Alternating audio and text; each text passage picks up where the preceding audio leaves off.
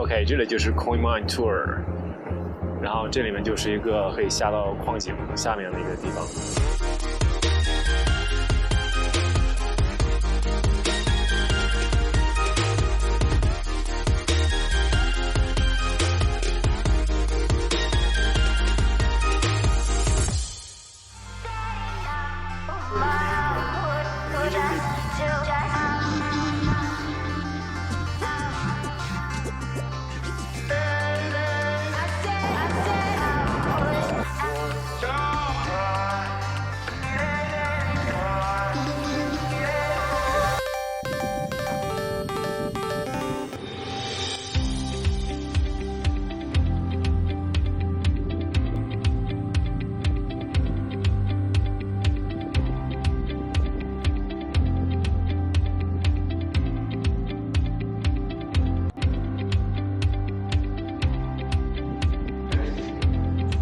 Bisbee Queen Mine Tour 的流程呢，一般是游客到他这个办公室或者售票处，在那里先买票。同时呢，他还会让你签一个这个 waive form。Tag number.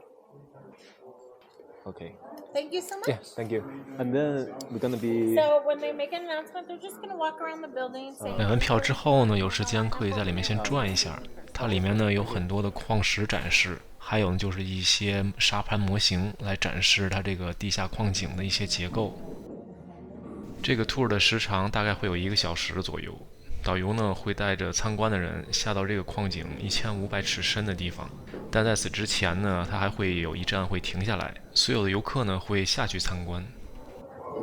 在进入矿井之前呢，参观的人会拿到一些安全装备，像这个荧光的衣服、硬壳的帽子、手电或者是手电筒。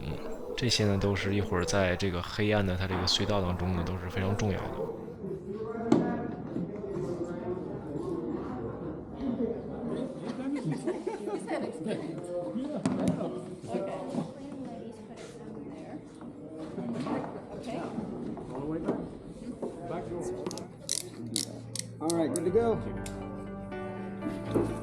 穿戴好之后，就可以跟着队伍直接到这个矿井的入口。会坐他这个小的矿车下到下面，在下去之前呢，他们还是会给你一个简短的安全介绍。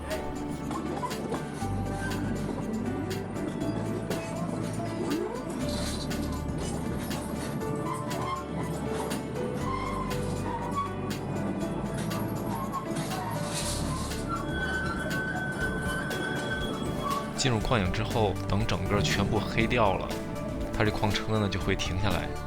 他的工作人员呢，就是先会确认一下，就是所有人都会对这个密闭的黑暗的这个环境比较适应，没有不适感，然后呢，他才会继续往前走。Right now, this is the darkest and the narrowest it's going to be. Now's the time to let me know, hey. Alrighty, can you grab your lighter?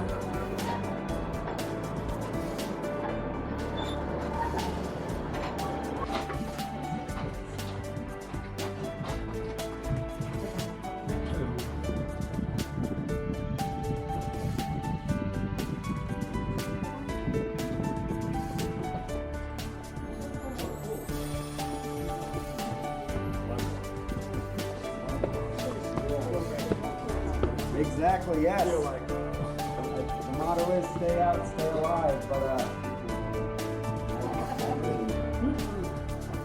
I've been in some of those in North. 我们现在呢，就是到了它这个整个 tour 的第一站，然后呢，它这里的工作人员呢，也是先给我们介绍了一下这个矿井的历史。The Copper Queen, it was mined out between the years 1880 and 1890-ish, and then they left. Went all over Bisbee, mined everywhere else. Remember, 29 different mines, and so we are combining the stories of all of 29 different mines. Now that Copper Queen claim, like I said, 1880 to 1890, this is the only room, but this is actually technically 2 different stopes mined out in 2 different time periods. Sorry. That first stope, yes, the real Copper Queen, that would be right up here. 1880, they would have come down from the surface into that hole right there. And then they would have drilled and blasted by hand this crosscut, this drift, behind the pillar here, all the way through the ore body to my man Candy in the hole. That's Ray's miner, he is my ex-partner. We're not on speaking terms though. But then they would have mined out everything up above their heads and to the sides. And so everything up in there, not where we are standing. So the area we're standing in, mined out in 1917 to 1919. It took them about 2 years to complete this much larger compartment where we all are. So why such a big difference in time? That is a much smaller room, yes, but in 1880, when they were mining out that room, they did not have anything like these lights we are all holding today. It was still just as dark then as it is now. They did not have any light bulbs. There was no light bulbs underground here in Bisbee until 1908. And carbide lamps, if anyone is wondering where those came or when those came, those didn't hit Bisbee until 1915. And so from 1880 all the way to 1915, the miner's personal light source were candles. 然后他这个工作人员还给我们介绍了一下，就是在这个有这些机械设备之前，这里的矿工是怎么采矿的。So from 1880 to 1901, how are you drilling those necessary holes for the drilling, the blasting, and the mucking? Pickaxe. Close to a pickaxe. This was your very first drill. Not as many picks are used for digging as Minecraft would lead you to believe. Now, this is just one part of the process. This is known as single jacking, and it is for getting your hole collared, which means it's a foot deep, and which means it's started. Now, the reason why we're twisting it is, for two reasons actually. If you didn't twist it, this bit would get stuck, but then also, we do want a round hole. Our end goal is a 5-foot deep round hole that we're going to stuff full of dynamite, blast the area that we're drilling into, and then carry out whatever we blast. Now, some might call it a sledgehammer. Miners call it a double jack. Two guys working, double jack. And then, by candlelight, you will strike and your partner will twist. Now, when you get to this part of the process, you can expect to hit the steel for the next 7 to 8 to 9, maybe more hours. 它这里结束后，我们继续坐着矿车，直接到了最后一站，就是它1500尺深的地方。This pocket, this raise can hold anywhere from 800 to 1,000 tons of rock. Now, if it's 1915 and you're a swamper, and you're told to pool these chutes, which means empty them, well, there's no more chute capper, so it is your job. When you open the chute, what would come out would not look dry and dusty like this muck in this car over here. And that's because when these mines were active, these were very wet mines. There would have been water dripping down the walls behind you. There would have been water rushing out of these chutes at all times. And there would have been water rushing in a river towards the entrance of the mine behind where you are all standing. Remember, this is an area of 15 by 15 by 800 feet holding about 1,000 tons of rock. Once you get that cleared, it's going to come down faster than you'd ever believe. So, if you're going to use a chute bar, go in through the side. Never stick your head up in there. Never go directly in. Go in through the side. Along the wall, and yes, sir. And so, that hand tramming was mostly done when the distance was greater than 50 feet. And the length that they would make you push that car, though, is about 300 feet on average. It takes two guys to operate one of these drills. As you can see, they need to be stationed to this column. They are very, very heavy. And as you might imagine, to change the horizontal position, you got to tear down this column, move the drill over, reset it back up. So they're very, very time intensive, very, very labor intensive, but very, very welcome by those mining companies because they did replace hand drilling. Inform you, depending on who you are, we've got no live dynamite in this mine. You are going to be facing many patterns that you can use to get your cut started, but in Bisbee, we mostly use this 5-hole burn. The way that this works is, your center hole, fill it with explosives, 7 sticks of dynamite. These 4 holes, they're going to be left empty intentionally. They are called relievers, and the reason being, when this first shot goes off, this whole zone is just going to break apart, collapse, crumple, and then all that broken up rock is going to be shot out to the other side of the room like a shotgun by the force of that first shot. You're going to be left with an empty cavity, completely empty, 7 to 8 feet deep, depending on the strength of the rock, that is 12 inches in diameter. Now, 3 seconds later, and maintaining a 3-second interval, the surrounding shots will begin to go off. We'll say it's this one right here. It's going to break the rock in this area, blast it into that new cavity. Then 3 seconds later, break the rock in this area, and so on and so forth. Spiraling out like a cinnamon roll or an ammonite, whatever you want to imagine, blasting inwardly into an ever-increasing cavity, a spiral out.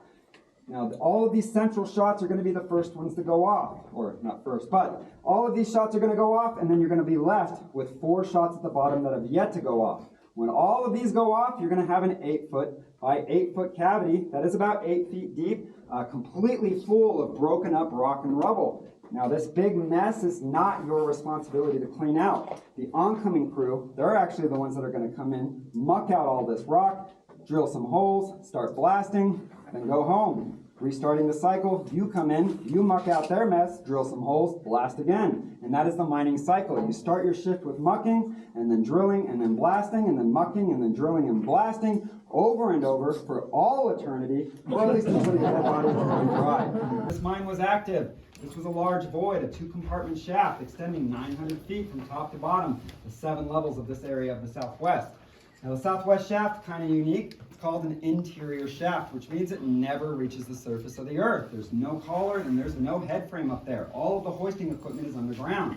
But if it's the major shaft, then how do they use it? Well, they would take a shaft called the Czar, which was sunk in the parking lot where you are all parked right now in 1885. They would take that down to the 100 level and then come to this shaft and then ride up to whatever level that they're working. 在整个 tour 的最后，这里的工作人员还给我们讲解了一下为什么会用木头撑起来这里的屋顶。他说木头是一种非常强而且还有韧性的一种材料，它呢可以建造成这个支撑的框架，将矿井的墙壁呢和屋顶固定在一起，这样就可以保证矿井的稳定性。还有这个看起来像是炉子的东西，其实这个是一个便携式的厕所。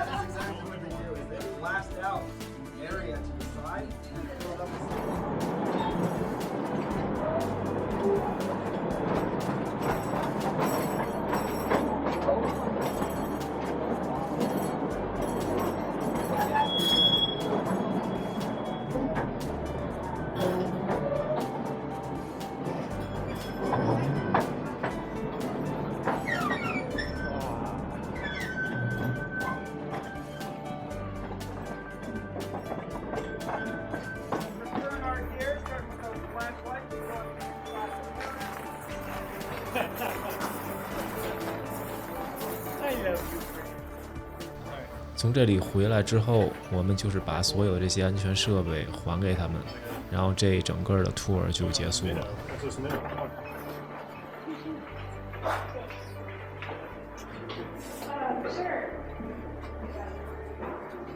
No, there's no